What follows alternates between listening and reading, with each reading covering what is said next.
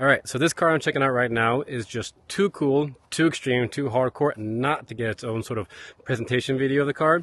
In my opinion, this is probably one of the most hardcore 1970s race cars you can get, at least for somewhat reasonable money.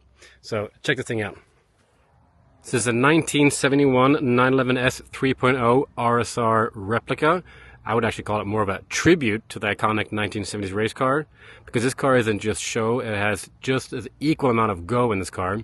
3 liter, about 330 horsepower, Kugel-Fischer injection, and suspension, wheels, brakes, you name it, it is all up to par with the actual race car itself.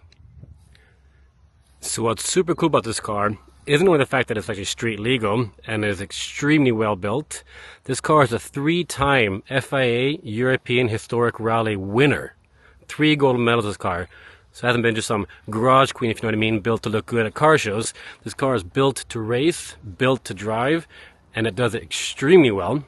And wait till you see the engine, the other specs of the car. This thing is absolutely crazy.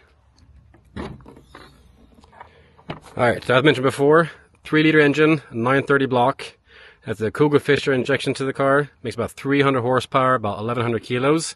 So performance-wise, it has it. The way it drives, the responsiveness to the engine is just ridiculous, and not to mention the sound.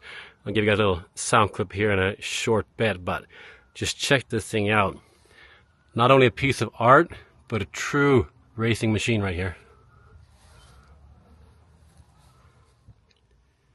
Well, interior-wise, what else is it to say than that it's a race car? A very cool race car. A very sort of well-built, ton of really good finish to it, but still a race car. Everything you need for the track, for the rally stage, even for the street. Doesn't have an AC though, so it is 150 degrees in here. But if you ask me, totally worth it. Well, there it is. 1971 RSR Tribute. No doubt one of the best, well-built, fastest tributes on the market today.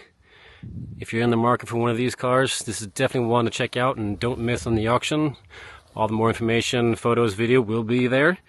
And now I think it's time to take it for a quick drive, despite being 100 and something degrees inside.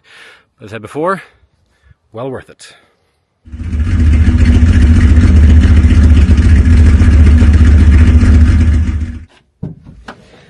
Alright, time to take this bad boy for a quick ride.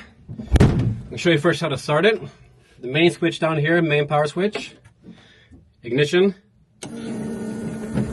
Neutral. Flip it again. Starts perfectly.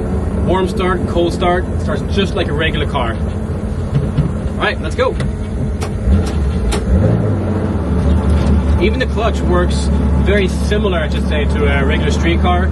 It's obviously a little bit tougher, a little bit harder, being the car it is, but it's not too difficult to drive on the street.